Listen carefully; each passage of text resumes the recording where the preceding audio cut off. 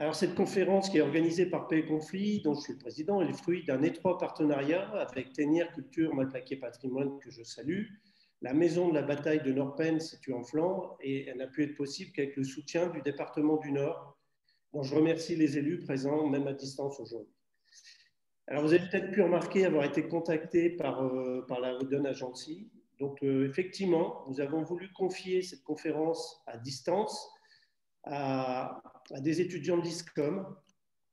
Il nous a semblé important que cette réalisation d'actions de communication en situation réelle, qui est un impératif dans leur cursus d'enseignement et dans l'acquisition de leur diplôme préalable à leur insertion professionnelle, nous puissions leur donner cette chance.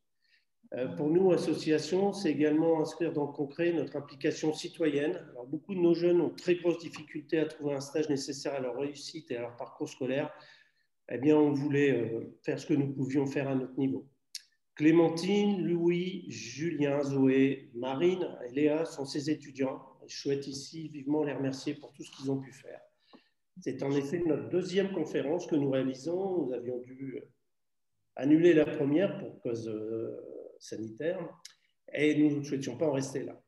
Alors, venons-en aujourd'hui à ce qui est le plus important, cette conférence de Catherine Denis. Catherine Denis, professeure des universités, professeure d'histoire moderne.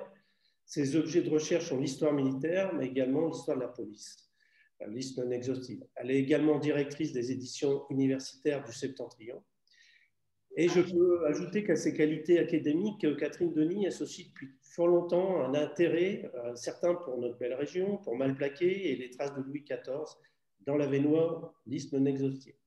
C'est donc assez naturellement que cette conférence de ce jour va nous permettre de mieux comprendre les enjeux mémoriels d'un champ de bataille comme celui de Malplaquet sur un territoire comme le nôtre. Catherine, je voulais vraiment te remercier au nom du conseil d'administration, de nos conseils d'administration, d'avoir bien ta présence à distance. Nous étions complets en novembre. Je vois qu'aujourd'hui, on a encore beaucoup de monde et on est content de pouvoir t'écouter. Donc, je rappelle, pour pouvoir bénéficier pleinement de cette conférence, merci de couper vos micros. On gardera un temps, si nécessaire, en restant raisonnable, pour répondre à quelques questions. Mais bien évidemment, nous restons à votre écoute via la boîte mail pour prolongation de ce premier échange. Catherine, c'est à toi. Merci encore d'être parmi nous aujourd'hui. Merci à vous, merci Olivier, merci à l'association de m'avoir invité à parler d'un sujet effectivement qui m'intéresse depuis un certain temps. Alors je vais vous parler aujourd'hui donc de ce qui se passe en fait après la bataille. Mon propos n'est pas du tout de vous raconter la bataille de Malplaquet, mais de vous emmener d'une manière évidemment virtuelle, parce qu'il n'est pas question d'y aller en ce moment sur place, et donc vous emmener de manière virtuelle, faire une sorte de promenade sur le champ de bataille, après la bataille. Et cette promenade virtuelle, c'est aussi une remontée dans le temps, puisque l'idée, c'est d'essayer d'imaginer le champ de bataille depuis le soir de la bataille, donc depuis la fin de la journée du 11 septembre 1709, jusqu'à nos jours finalement, en prenant quelques points de repère sur les différentes manières dont les visiteurs ont découvert, ont appréhendé ce lieu d'histoire, ce champ de bataille qui est un lieu d'histoire. Alors, je vais passer en mode partage d'écran pour vous montrer le PowerPoint qui accompagne mon propos. Voilà. Hop. Normalement, vous le voyez. Alors, donc, l'idée, c'est visite virtuelle du champ de bataille de Malplaquet de 1709 à nos jours.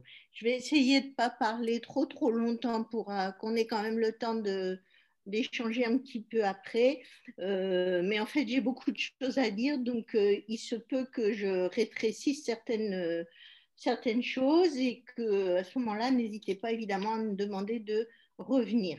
Alors, la bataille elle-même, quand je vous disais, je ne vais pas vous la raconter en détail, je vais juste situer quand même le contexte. On est dans la guerre de succession d'Espagne, qui est une de ces guerres dynastiques caractéristiques de l'Ancien Régime. Je rappelle que ce ne sont pas des peuples des nations qui se combattent, mais des princes, hein, pour des raisons de domination, de conquête de territoire. Et là, en l'occurrence, c'est la guerre d'Espagne. Merci de couper les micros, s'il vous plaît. Essayez d'arriver rapide. Les ouverts, les ouverts. Donc, la guerre de succession d'Espagne, c'est une guerre qui se déclenche au début du XVIIIe siècle, en 1702 exactement, et qui se prolonge, une longue guerre qui dure jusque 1713-1714. Alors, face à face, il y a d'un côté la France, le royaume de Louis XIV, avec seulement un allié, le duc de Bavière. Et finalement, face à la France, il y a une coalition alliée dans laquelle on retrouve des grandes puissances comme l'Angleterre, les Provinces-Unies, ce qu'on appelle la Hollande aujourd'hui, l'Empire, donc les pays allemands et toutes sortes de princes secondaires. Donc face à cette coalition, les armées de Louis XIV sont obligées de se battre sur plusieurs fronts. Et un de ces fronts, c'est les Pays-Bas, le nord de notre région. Alors au début, la guerre se passe relativement bien pour les Français. En 1702-1703, il y a une série de victoires. Et puis, les choses se retournent à partir de 1704. Les armées du roi de France essuient des défaites lourdes. Dans les Pays-Bas, c'est notamment les batailles de Ramillies et d'Audenarde. Le résultat, c'est fou hein, quand même. Hein. Tu peux être une conférence. Et le résultat, c'est qu'au début de l'année 1708, enfin que pendant l'année 1708, le territoire français est envahi puisque la ville de Lille est assiégée puis est prise. Alors au début 1709, les choses vont très très mal pour le roi de France.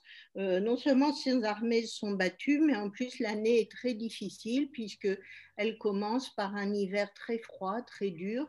La famine menace, les peuples sont épuisés par la guerre et par cette mauvaise conjoncture. Et donc le roi demande la paix, mais il n'arrive pas à l'obtenir. Et la guerre reprend au printemps 1709 avec une avancée des troupes alliées qui paraît assez difficile à arrêter à ce moment-là. Il s'empare notamment de Tournai, qui se rend le 3 septembre. Et à ce moment-là, tout début septembre 1709, l'armée alliée, qui est commandée par deux très grands généraux, le prince Eugène de Savoie et le duc de Marlborough, se dirige. On ne sait pas encore à ce moment-là s'il se dirige vers Mons ou Valenciennes, mais l'armée française qui de son côté est conduite par Villars se porte à leur rencontre. Les deux armées s'observent un moment et arrive donc ce moment, le 9 septembre, où l'armée française, donc commandée par Villars, prend position au niveau de Malplaquet, à l'endroit qu'on appelle la trouée de Malplaquet, puisque c'est un espace dégagé entre deux espaces boisés, et décide de se positionner là de manière à empêcher l'armée alliée de passer et donc d'envahir davantage le territoire français. Donc l'armée française prend position en se retranchant. Hein, c'est ce qui est important dans cette bataille. On n'est pas au milieu d'une grande plaine où il suffit de ranger les soldats dans le bon ordre. Là, on a une préparation. L'armée s'appuie sur les bois, sur les marais, sur les ruisseaux, de manière à réellement bloquer le passage. On est dans une stratégie purement défensive. Les soldats se retranchent en construisant des tranchées, des redoutes en bois, et ils prennent vraiment position solidement et on se prépare donc à la bataille. Côté,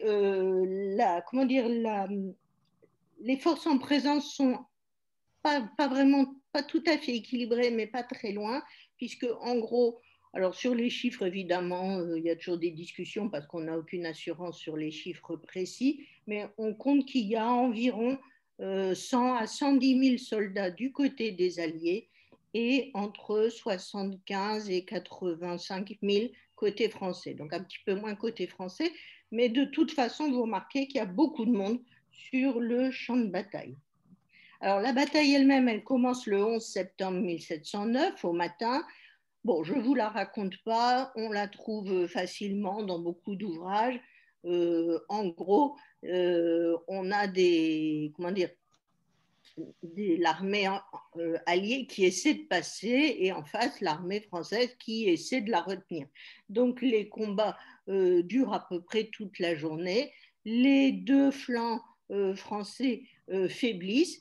Pour les renforcer, on dégarnit un petit peu les troupes qui sont au centre et donc à ce moment-là, après des heures et des heures de combats, de canonnades, de tirs d'artillerie et même de combats au corps à corps, au milieu de l'après-midi.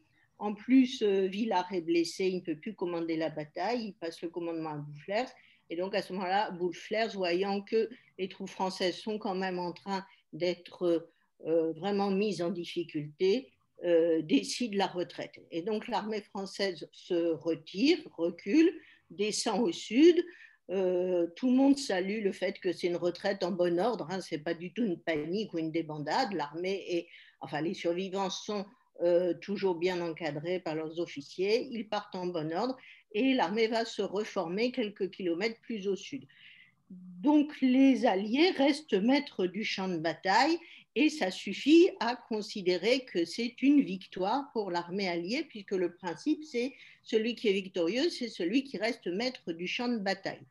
Mais très rapidement, d'abord l'armée alliée ne poursuit pas l'armée française parce qu'elle est elle-même déjà un peu à bout de souffle et surtout quand on commence à compter les morts, les disparus, ceux qui ne sont pas revenus dans leur régiment, eh bien, on s'aperçoit qu'il y a une très forte disproportion. Alors là aussi, les chiffres, attention, les chiffres de l'époque, on a beaucoup de mal à savoir s'ils sont exacts. Mais enfin, la proportion, en gros, ça serait 30 000 morts, blessés, disparus, dont 20 000 pour l'armée alliée et 10 000 côté français, à peu près 2 tiers, 1 tiers. Donc c'est une victoire pour les Alliés, mais une victoire chèrement acquise, évidemment, par les Alliés. Et l'armée française n'est pas défaite, ce qui fait que l'objectif n'est pas évidemment totalement rempli et que cette guerre, en fait, cette campagne de 1709, finalement, prolonge ce qui s'est déjà passé avant, c'est-à-dire cette invasion du nord de la France, mais cette invasion se fait lentement parce que l'armée française n'est pas complètement battue, elle peut encore réagir. Donc voilà pour ce qui s'est passé. Maintenant, allons regarder tout de suite ce qui se passe tout de suite après la guerre. Donc le champ de bataille, le soir de la bataille et les jours suivants. Alors, qu'est-ce qui s'est passé sur ce champ de bataille au soir du 11 septembre et les jours suivants? Comme l'armée française n'est plus sur place, on a peu de témoignages du côté des Français.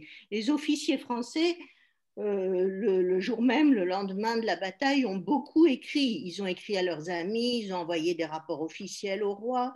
Donc on a toute une série d'écrits sur la bataille qui nous racontent la bataille vue par les différents officiers français, mais on n'a pas grand-chose sur ce qui se passe sur le champ de bataille, puisque par définition, l'armée française n'est plus sur le champ de bataille. Donc il faut regarder du côté des sources anglaises, hollandaises et allemandes pour savoir un petit peu ce qui s'est passé. Alors c'est surtout du côté des Anglais où on a des informations. On sait que Marlborough, le soir même, écrit quelques mots à sa femme et au lord trésorier de la reine pour dire simplement que la bataille a été très sanglante et qu'il est très fatigué, qu'il est épuisé et qu'il espère que c'est la dernière bataille de la guerre et qu'on aura bientôt la paix. Le lendemain, le lendemain, l'état-major allié, donc le prince Eugène, le duc de Marlborough et tous leurs officiers se rendent sur le champ de bataille. Hein, ils font une espèce de visite sur le champ de bataille pour constater le carnage. L'armée alliée a campé sur le champ de bataille. Hein, donc là aussi, essayez d'imaginer ce que ça peut être de camper sur un champ de bataille où il y a, bon, peut-être pas 30 000, mais enfin une quantité de morts considérable. Donc, le duc et son état-major se déplacent sur le champ de bataille et toutes les lettres qu'ils envoient, toutes les mémoires même qu'on retrouve plus tard, insistent sur la quantité de cadavres. Hein, ils sont eux-mêmes qui en ont vu d'autres, hein, parce que des grandes batailles sanglantes, il y en a eu d'autres avant, mais même eux qui sont habitués sont surpris et attristés par le nombre de morts, par le spectacle de cette mort. Le baron de Fagel, par exemple, qui écrit au grand pensionnaire de Hollande, donc le personnage le plus important de la République des Provinces-Unies, lui dit j'ai l'honneur de vous féliciter sur la complète victoire que les armes des Alliés ont emportée hier sur les ennemis, à quoi je prends la liberté d'ajouter que j'ai eu l'honneur de suivre aujourd'hui les princes de Savoie et de Marlborough en visitant le champ de bataille et que tout le monde a été étonné voyant la fermeté des troupes de leur haute puissance, les hautes puissances c'est les Provinces-Unies, hein, donc c'est les Hollandais, par les corps morts par terre en rang et file sur, dedans et devant les retranchements où ils ont attaqué. Hein, c'est-à-dire que les cadavres sont restés en place, en masse, là où ils étaient tombés. Un autre chef militaire écrit le 12 septembre « Nous avons été ce matin avec nos chefs pour visiter le terrain du champ de bataille.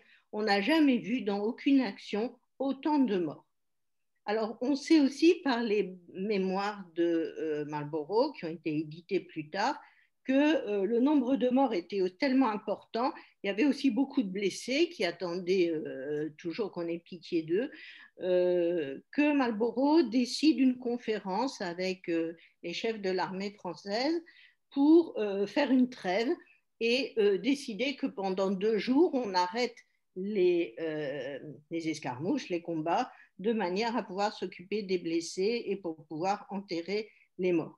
Alors, la trêve a lieu, hein, la réunion a eu lieu entre 2 chefs, bon, Cadogan pour les Anglais et le chevalier de Luxembourg pour les Français. Et donc, ils ont décidé cette trêve pendant 2 jours qui a permis donc d'enterrer les morts et de fermer le micro et de battre les morts et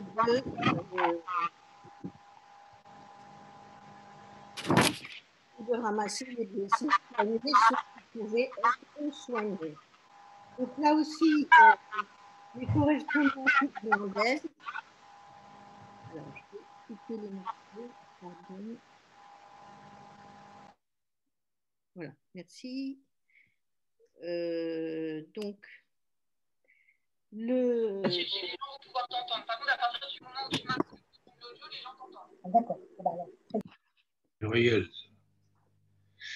Madame. Voilà. Donc,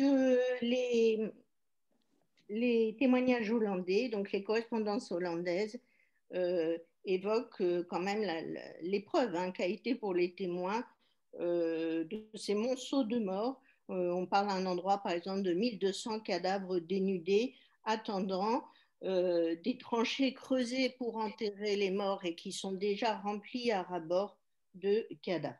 Donc, il faut essayer de se représenter ce que pouvait être ce champ de bataille avec 30 000 cadavres ou des blessés en mauvaise position.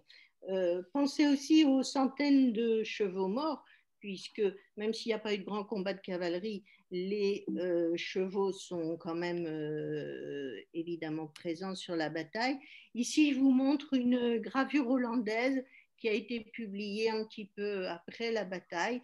Alors, la gravure est vue du côté des Alliés, hein, donc la France est au fond, on est au premier plan, au débouché de la trouée, Et alors, ne cherchez pas aucun réalisme hein, dans ce genre de représentation, c'est pas le but, mais en tout cas, on voit bien sur cette gravure les chevaux morts, les cadavres de chevaux qui jonchent la plaine et aussi les soldats morts.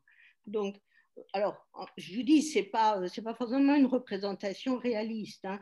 L'auteur de cette gravure, qui s'appelle Jan van Unstenberg, qui est un Hollandais, c'est un spécialiste de peinture de combat de cavalerie. Hein, donc, il a une espèce de spécialité sur les chevaux. Mais voilà, on parle toujours dans les témoignages, curieusement, on parle assez peu de ces cadavres de chevaux, mais ça devait certainement ajouter à l'ambiance funèbre du champ de bataille. D'ailleurs, dans les jours qui suivent, le duc de Marlborough semble assez en mauvaise santé. Il se plaint beaucoup d'avoir un mal de tête persistant et finalement d'avoir une espèce de mélancolie due au fait d'avoir vu tant de ses anciens camarades morts.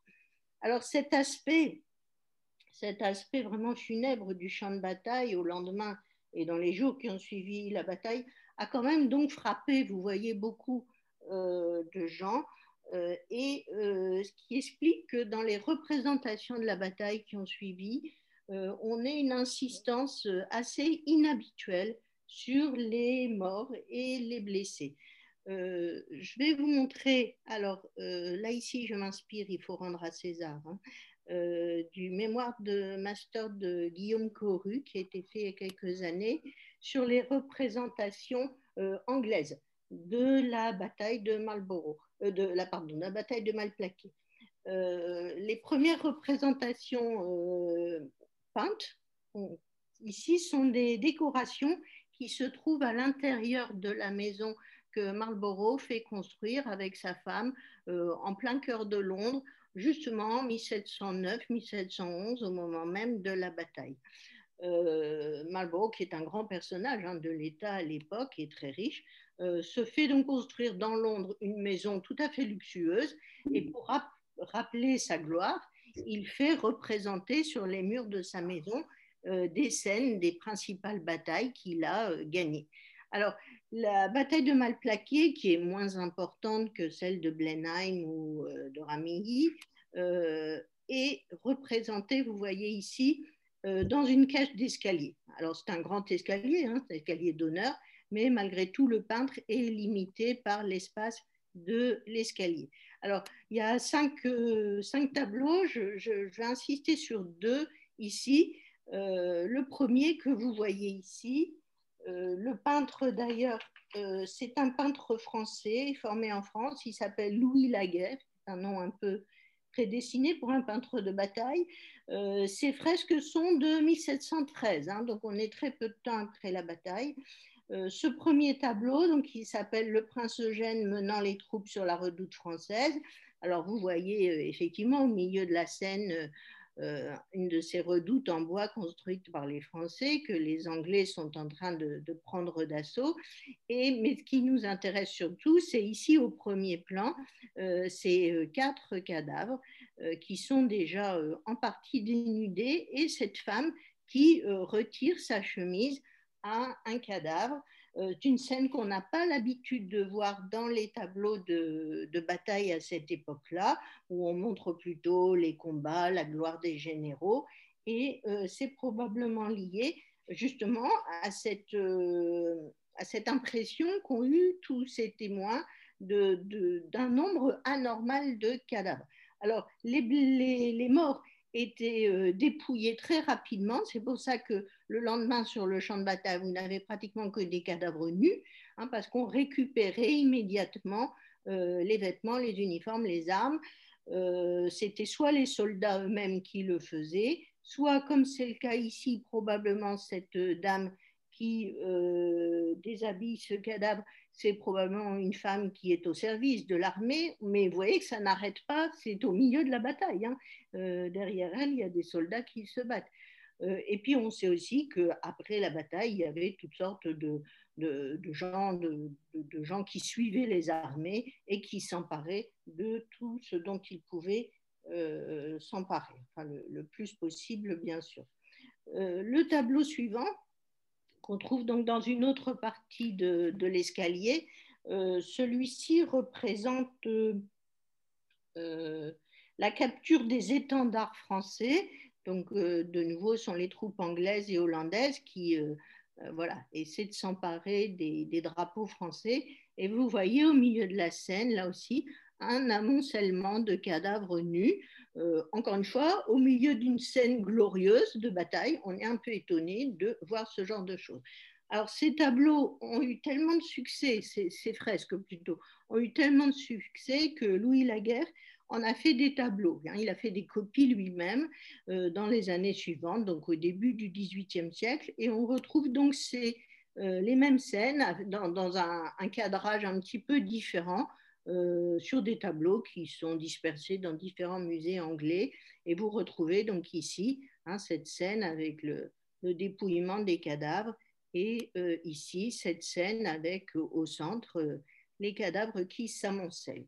Donc cette représentation de la mort des cadavres sur des tableaux qui sont des tableaux de glorification des chefs est tout à fait surprenante et montre bien que voilà, tous les gens qui ont visité le champ de bataille au lendemain de la bataille ont quand même été très marqués par cela. L'autre caractéristique de la bataille de Malplaquet, du champ de bataille de Malplaquet, c'est la nature justement de ce champ de bataille. C'est pas du tout, enfin les gens qui habitent la région, vous le savez bien, vous avez l'habitude, vous connaissez bien la région.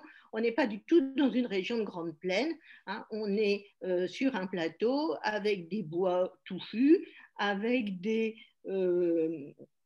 ruisseaux qui coupent la surface plane des reliefs et donc un terrain difficile évidemment pour les combats, d'où l'impression qu'on retrouve sur pas mal de tableaux d'ailleurs de masse, de foule de gens qui se marchent dessus les uns les autres.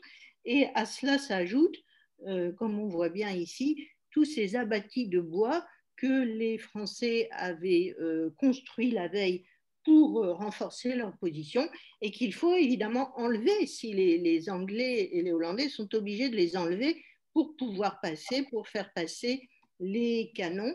Et donc cet environnement de bois, c'est aussi quelque chose qu'on retrouve dans beaucoup alors évidemment dans les récits de la bataille, mais aussi dans ces représentations. Vous voyez ici, par exemple, c'est encore une gravure hollandaise du lendemain de la bataille. Elle est tout à fait fantaisiste, cette gravure, au point de vue représentation du terrain, même au point de vue représentation de la bataille, puisqu'on voit au milieu de la gravure des piquiers, des gens avec des longues piques, qui est tout à fait une arme qu'on n'utilisait plus de manière aussi massive comme ça au début du XVIIIe siècle. Mais ce qui est intéressant dans cette gravure, c'est la représentation qu'on voit très bien d'une masse de soldats qui entrent dans les bois. Et on voit bien que la bataille décisive va se jouer dans ce bois. Et on retrouve d'ailleurs ici aussi les arbres coupés, les retranchements français. Donc, ces particularités de la bataille, à la fois un champ de bataille rempli de cadavres, rempli de morts, qui rappelle l'âpreté des combats sur un champ de bataille finalement assez difficile à maîtriser, dans lequel les grands mouvements n'étaient pas possibles et où c'était vraiment un combat très, très acharné. Alors, je n'ai pas le temps de multiplier les exemples, mais on en trouverait beaucoup de cette insistance à représenter le champ de bataille avec les morts et les bois qui en font en quelque sorte sa spécificité.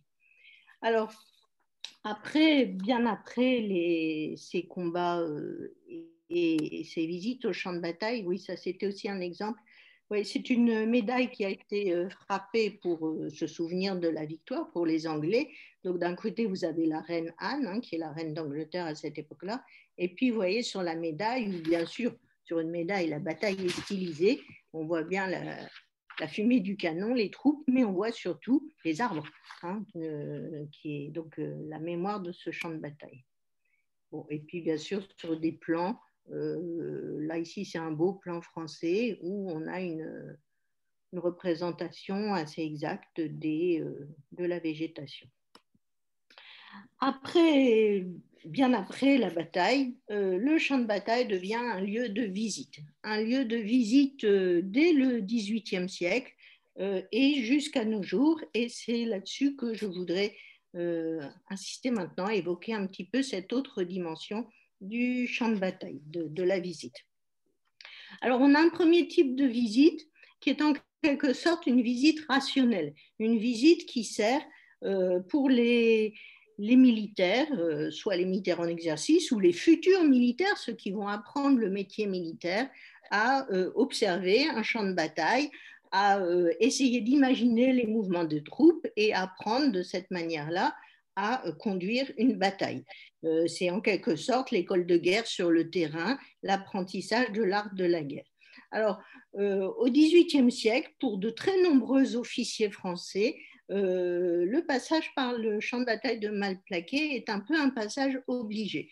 Et on a par exemple la relation d'un voyage de formation militaire qui avait été organisé pour le duc de Chartres, hein, c'est-à-dire le fils du régent, le fils de Louis-Philippe d'Orléans, en 1741 dans les provinces de Hainaut, Flandre et Boulonnais. Alors à chaque endroit, on lui demande d'observer un certain nombre de choses, on lui présente les batailles et voilà ce qu'on lui dit à propos de la bataille de Malplaquet. Pendant le séjour à Maubeuge, monsieur le duc de Chartres ira reconnaître le champ de bataille de Malplaquet. Sur quoi 2 objets se présentent à examiner. La conduite de monsieur le maréchal de Villars avant l'action, l'autre sa disposition pour le combat. Alors, il y a une petite discussion sur le fait que Villars aurait dû attaquer avant que les troupes alliées soient au complet. Et après, à l'égard de la disposition, il paraît que notre gauche et même notre centre ne pouvaient manquer d'être tournés, l'ennemi à la faveur du bois pouvant lui dérober ses mouvements, ce qu'il ne manqua pas de faire. Ainsi, au lieu de donner la bataille avec l'avantage du nombre et celui du terrain, nous le reçûmes avec les désavantages contraires. Donc, vous voyez, le champ de bataille de Malplaquet, à ce moment-là, devient une espèce de contre-exemple qu'on fait visiter un jeune prince pour lui apprendre comment bien utiliser un terrain pour organiser une bataille. Évidemment, il y a aussi beaucoup de gens qui travaillent sur les plans, sur les cartes, qui sont très nombreux, hein, de la bataille pour tirer le même genre de leçons. Il y a toute une discussion, hein, sur la stratégie de Villars qui a duré pendant tout le XVIIIe siècle. Mais il y a aussi des gens qui viennent sur place et qui discutent de la bataille sur place. Alors, il faut savoir qu'encore aujourd'hui, les futurs officiers de l'armée néerlandaise, ceux qui passent par l'Académie militaire royale de Breda, viennent visiter le champ de bataille de Malplaquet. Alors, pour évidemment, c'est une victoire, hein, et ça fait partie des sites. Bon, ce n'est pas le site le plus visité, bien sûr, des batailles néerlandaises, mais ça fait quand même partie des batailles qui sont encore aujourd'hui enseignées donc dans les écoles de guerre néerlandaises et qui peuvent amener à des visites sur place.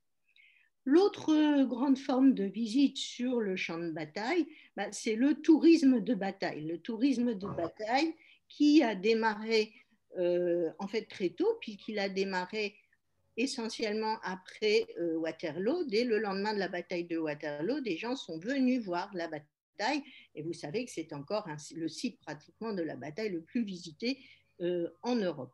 Alors, il semblerait qu'il y ait déjà eu une espèce de tourisme de bataille de la part justement des Néerlandais avant même Waterloo et qu'ils venaient visiter Malplaquet, mais simplement là aussi pour parcourir le champ et puis pour se rappeler la bataille. Ça, c'est vraiment le tout début du tourisme de bataille au XVIIIe siècle.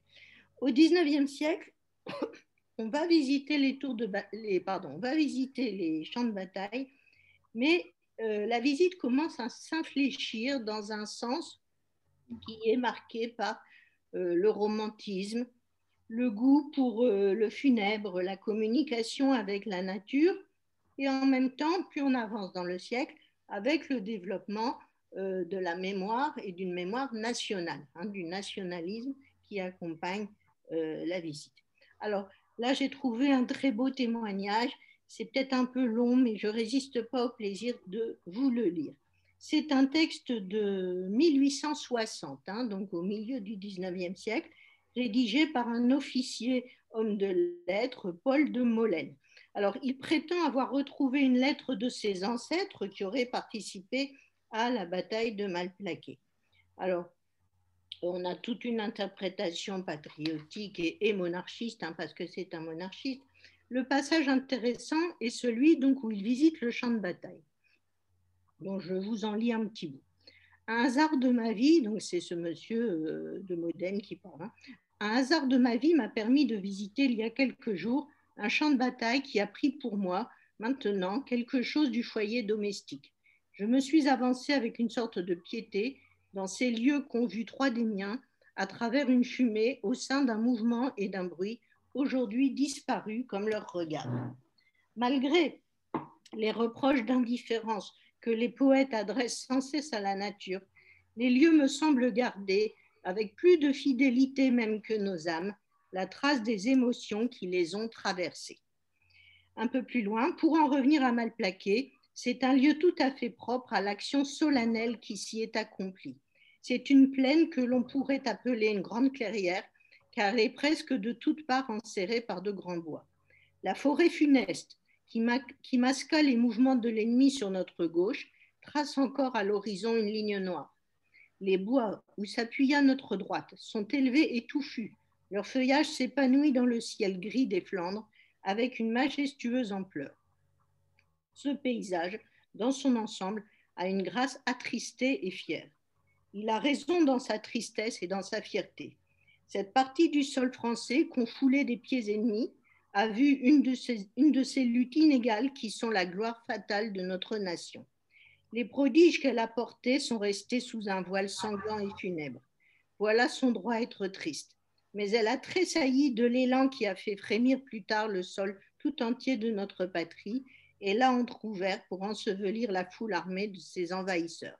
Voilà son droit à être fier. Donc vous avez typiquement ici à la fois le romantisme, la nature qui garde l'empreinte de la tristesse des lieux, et en même temps la communication avec le passé, avec les morts, et en même temps un retournement patriotique, puisque c'est quand même une défaite qu'on présente ici comme un moment de fierté pour la patrie.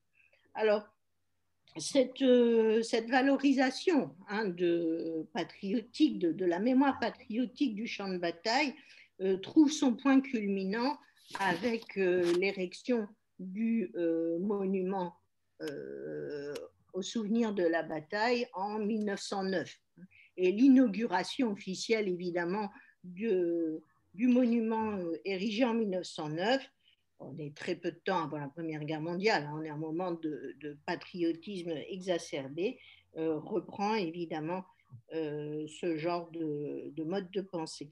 Alors, cela dit, il ne faut pas non plus peut-être exagérer la ferveur patriotique et l'émotion mémorielle qui s'empare du visiteur du champ de bataille au début du XXe siècle, parce que j'ai retrouvé dans les mémoires de la Société d'émulation de Cambrai le récit d'une visite des membres de cette digne société sur le champ de bataille le 23 mai 1913. Le récit est rapporté dans les mémoires donc, de cette association.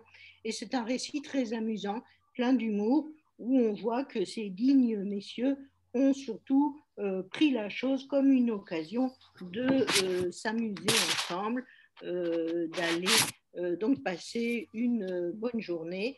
Et donc, il n'y a pas du tout de trace de cette émotion funèbre telle que je voulais évoquer juste avant. Alors, après la Première Guerre mondiale, eh bien, on n'entend plus beaucoup parler du champ de bataille de Malplaquet. Le site tombe un peu dans l'oubli. Il est vrai qu'à ce moment-là, la France pleure, enfin toute l'Europe d'ailleurs, pleure des millions de morts. et c'est le moment où on érige des monuments aux morts de cette Première Guerre mondiale un peu partout. Même chose évidemment après la Deuxième Guerre mondiale, les morts de Malplaquet paraissent quand même très très loin.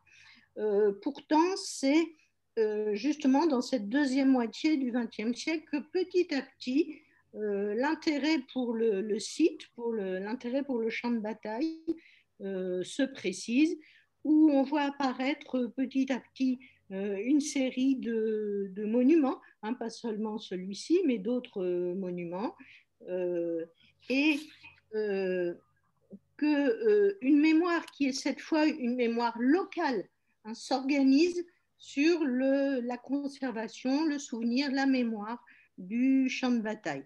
Alors cette mémoire locale est entretenue par des passionnés, au premier rang desquels bien sûr Arthur Barbera, hein, qui a fait énormément pour le souvenir de Malplaquet, y compris avec un musée, un petit musée, et dont la collection a été conservée.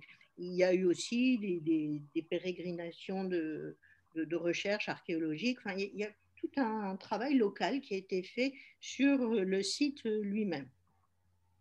Dans les années 1980, le site de Malplaquet bénéficie du réveil finalement de la mémoire historique en général, de l'intérêt pour le patrimoine. Hein, c'est la grande époque où on commence à mettre en place les journées du patrimoine. C'est l'époque où Pierre Nora publie les lieux de mémoire, où des manifestations à caractère historique se développent de plus en plus et où se développe ce qu'on appelle désormais un tourisme mémoriel, hein, un tourisme où on essaie de se rappeler, on fait appel, disons, à la mémoire de faits historiques. Donc c'est aussi à partir des années 1980 que des manifestations sont organisées tous les ans, tous les 11 septembre à Malplaquet-Thénières, et où on a des gens qui organisent des visites, qui promènent les visiteurs et leur expliquent le site. C'est aussi évidemment, là le point culminant, ça a été les cérémonies du tricentenaire en 2009, où toutes sortes d'activités avaient été organisées et où encore une fois, des circuits avaient été réorganisés avec des panneaux explicatifs, des balises, de manière à bien faire comprendre aux visiteurs ce qui s'est passé sur le champ de bataille. Alors, ces visites récentes n'ont maintenant plus qu'un caractère récréatif. Il s'agit d'une sortie pour les gens, plutôt les gens de la région d'ailleurs, qui cherchent un but de promenade. Et la dimension historique et mémorielle est évidemment présente. On vient visiter un champ de bataille, on écoute les explications, mais le sentiment patriotique n'est plus très important. Il s'agit plutôt en général d'un sentiment un peu vague de condamnation de la guerre en général et de souvenir du grand nombre de combattants européens qui sont morts à cette occasion. Pour les Anglais, la visite renvoie toujours au souvenir, hein, du duc de Marlborough, qui pour eux reste un des grands personnages, et vous avez des guides de visite qui sont encore édités en Angleterre. Et bien sûr, comme il s'agit d'être moderne, vous avez désormais une application qui vous permet de suivre sur votre smartphone ou tablette numérique la bataille, et donc de faire la visite tout seul avec toutes les explications attendues. Donc le champ de bataille de Malplaquet, finalement, il est toujours vivant. Il vit à travers ses visites familiales et récréatives, et ce serait tout un nouveau chapitre à ajouter à cette évocation un peu rapide des visites du champ de bataille de Malplaquet. Ce chapitre récent, certains d'entre vous le connaissent certainement mieux que moi. L'historien n'a pas encore évidemment beaucoup de recul sur cette évolution. Alors pour terminer, je voudrais quand même faire une mention spéciale à un ouvrage qui est paru en 2015, qui est un livre du photographe Yann Morvan. Yann Morvan, c'est un photographe de guerre. Il a photographié la guerre absolument sur tous les les continents, et il a fait une photo de Malplaquet que j'ai trouvée très inspirante. La voici. Il a fait, comme vous voyez, un gros plan sur un champ, la terre tout simplement, très peu de ciel, hein, le ciel n'occupe même pas un quart de l'image, quelques bois au fond. Donc une photo qui peut paraître particulièrement dépouillée, hein, et qui renvoie à une vision du champ de bataille où finalement c'est celui qui regarde qui doit construire, hein, par l'imagination, ce qui a pu se passer sur ce champ de bataille, sur ce morceau de terre il y a 300 ans. Dans l'introduction du livre, il y a une interview entre un certain Marco Zappone et le photographe Yann Morvan qui est tout à fait intéressante. Je vous en donne un tout petit passage. Marco Zappone demande: n'y a-t-il pas un élément supplémentaire de l'ordre du genius loci, l'esprit du lieu, ne serait-ce qu'en raison des affrontements sanglants dont ils furent les témoins? Que reste-t-il dans un espace limité où beaucoup d'hommes meurent dans un laps de temps restreint? Le lieu porte-t-il des marques invisibles que la photographie, comme par miracle, pourrait révéler une impression au vrai sens du terme? Et Yann Morvan répond des mots que je trouve particulièrement intéressants. Il répond ceci: comme une empreinte finalement, je ne sais pas. Mais chaque prise de vue participe d'un recueillement, non pas une commémoration, mais véritablement un recueillement. Je n'essaie jamais de faire de belles photos ou de belles images au sens esthétique du mot, car ce serait trahir l'esprit des combattants, prendre part au spectacle. Et qui peut dire que la guerre est une belle chose, quand bien même elle serait juste? Alors, sur le terrain, je n'attends pas la jolie lumière qui va bien, je prends les choses telles qu'elles sont, telles qu'elles se présentent à moi à ce moment-là, toujours dans l'esprit de la quête. Donc ça paraît une bonne conclusion parce que finalement, ça montre bien que la visite sur le champ de bataille est l'occasion en réalité de parcourir un espace dans lequel chacun peut inscrire sa propre vision, sa propre image de la bataille, de ce qui s'est passé, et où peut se déployer donc son imagination en fonction de sa propre sensibilité et bien sûr en fonction de la sensibilité de son époque. Et voilà, ces visites du champ de Malplaquet sont l'occasion d'illustrer cette variété finalement des projections de l'imagination de chacun et de chaque époque sur un lieu bien particulier. Je vous remercie pour votre attention et je vais enlever le partage d'écran. Voilà. Olivier, je te laisse reprendre la main.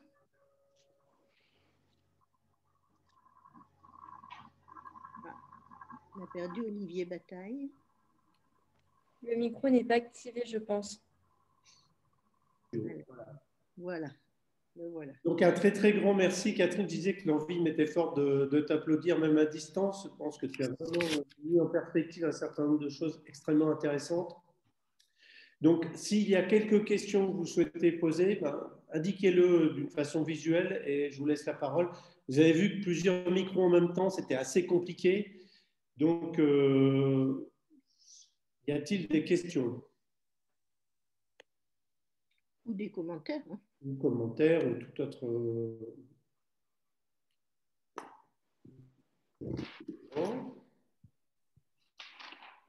Oui, peut-être, oui. Oui, allez-y, on vous écoute.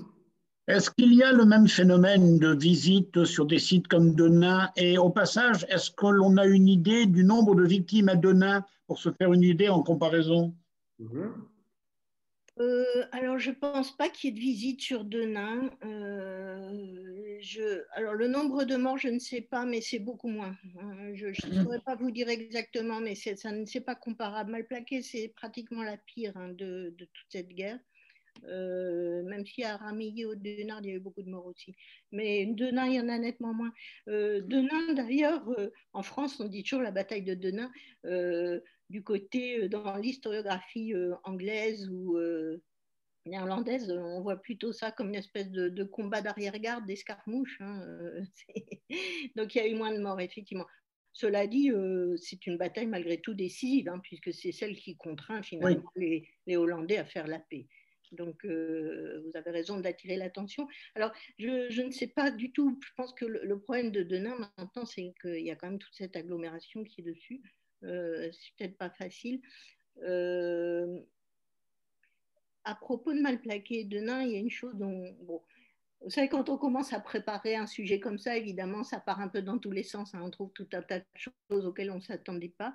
Et une chose que j'ai constatée dans les journaux, notamment du 19e siècle, chaque fois qu'on parle de Malplaquet, on parle de Denain en même temps. C'est-à-dire qu'en fait, pour les Français, il faut faire oublier la défaite de Malplaquet. Donc, on dit toujours Malplaquet et puis Denain, hein, parce que là, c'est la victoire.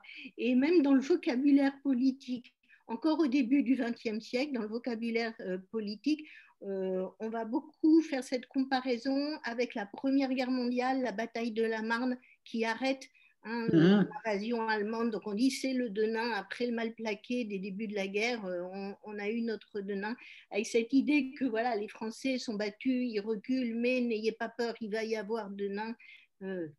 Et ça devient presque une expression courante à ce moment-là. Merci beaucoup. Une autre question, interpellation. Donc, quoi qu'il en soit, même si vous avez d'autres questions qui viennent après, hein, vous avez maintenant un contact mail, vous pouvez nous contacter, des compléments à amener. On se fera un plaisir de partager tout ça avec vous. Oui, bonjour à toutes et à tous.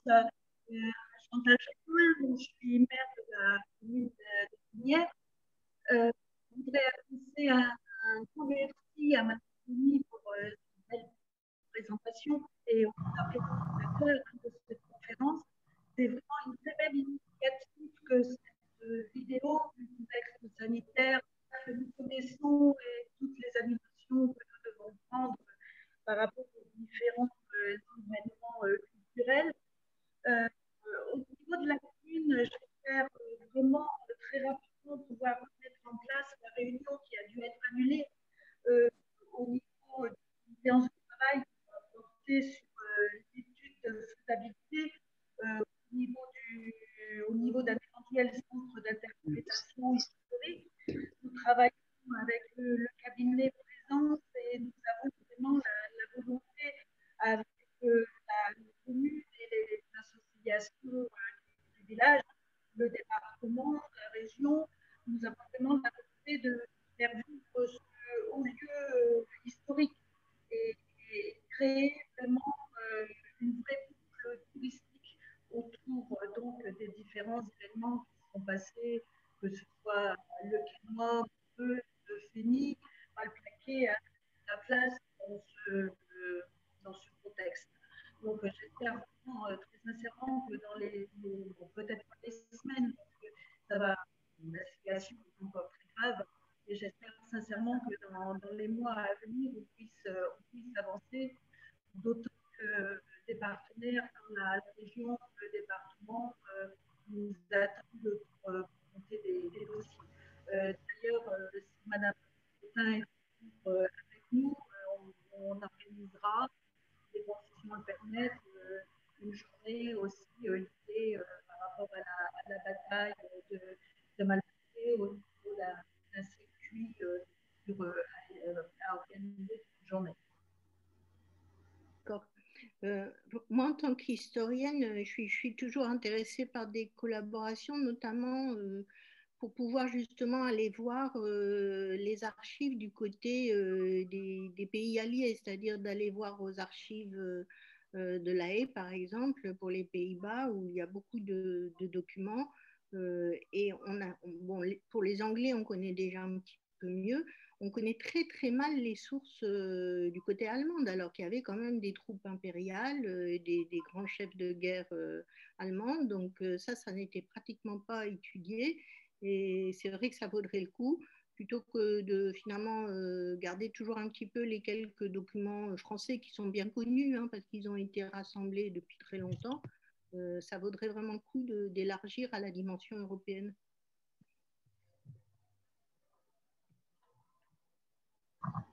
Alors, je ne sais pas si tout le monde a vu sur le fil de la conversation, donc Célia Fleury, qui travaille donc, au département, nous précise donc qu'à Denain, il y a la Société historique locale de Thion qui travaille sur le sujet et un espace muséographique associatif est visitable.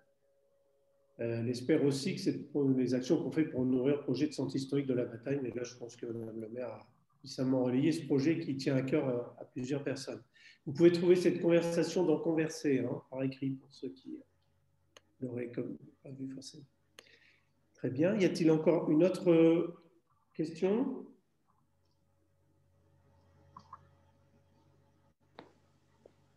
Bon, ben écoutez, je vais vous proposer de ne pas abuser de notre temps à tous. Je voudrais encore remercier Catherine. Ça fait depuis le mois d'août, notre premier rendez-vous, on a préparé cette conférence. Comme Madame le maire l'a dit, on a dû annuler. Et ben, c'est sûrement mon patronyme, hein, Bataille, qui me rappelle cette devise de Delade de Tassigny, ne pas subir. C'est ce qu'on a voulu faire, l'association Ténière Mal Plaqué, votre serviteur et quelques-uns, ne pas subir ce contexte qui nous empêche de nous réunir et de nous enrichir. Et donc, en tenant compte de ce qui nous est imposé, dans le respect de la législation, on a voulu maintenir cette conférence. On en continuera d'autres et on va lancer prochainement une chaîne YouTube qui ne remplacera pas les conférences qui nous sont chères, les possibilités d'échange entre nous, mais qui nous permettra de maintenir, consolider ces liens. Et on n'arrêtera pas. Merci encore à tous et à tous d'avoir été présents pour cette première conférence et un grand merci à Catherine. On prend rendez-vous pour une autre conférence. Il y a encore plein de choses à dire sur lesquelles nous aurons besoin de tes compétences. À votre service. On a tous entendu que Catherine Denis avait dit oui, donc c'est formidable. On va aussi à la recherche d'autres compléments, de conférenciers, etc. Donc n'hésitez pas à me contacter, moi et les autres associations. On est très preneurs de toute ressource qu'on sera un bonheur de valoriser. Merci encore à tous et à toutes. À vous tous et bon week-end hein, sous la neige. Au revoir. Merci. J'ai reçu une question par mail juste avant de quitter. Une personne qui n'arrive pas à mettre le micro. C'est M. Bruno qui nous a demandé si on retrouve des traces des restes des soldats inhumés. Oui. Dernière question. Il y a eu des traces, effectivement, mais ça fait partie des choses que j'aimerais bien mettre en place. C'est une vraie fouille archéologique des fosses communes, puisqu'il y a des fosses communes, on sait à peu près où elles sont. Il y a sûrement des milliers de cadavres là-dessous. On a maintenant en archéologie des gens qui sont vraiment spécialistes dans l'anthropologie des cadavres anciens. Et ça pourrait être un moyen d'apprendre plein de choses aussi sur la bataille. Donc, oui, j'avais monté un dossier, enfin, j'avais commencé à prendre des contacts avec le service régional d'archéologie pour voir si ça les intéressait. Bon, il m'avait dit ni oui ni non. C'est un dossier, effectivement, qu'il faudrait rouvrir. Alors, comme on a un certain nombre d'élus présents, on a tous en tête l'exemple de Fromelles, hein, un musée qui a démarré à partir d'une fosse commune sur un autre conflit avec d'autres belligérants, les Australiens pendant la Première Guerre. Mais là, je pense qu'on peut prendre rendez-vous avec l'humilité qui est la nôtre, mais la volonté de faire un maximum de choses sur cette perspective intéressante. Voilà, c'était une question qui nous permettra, je pense, véritablement de conclure sur des projets plus passionnants les uns que les autres. Merci encore, Catherine.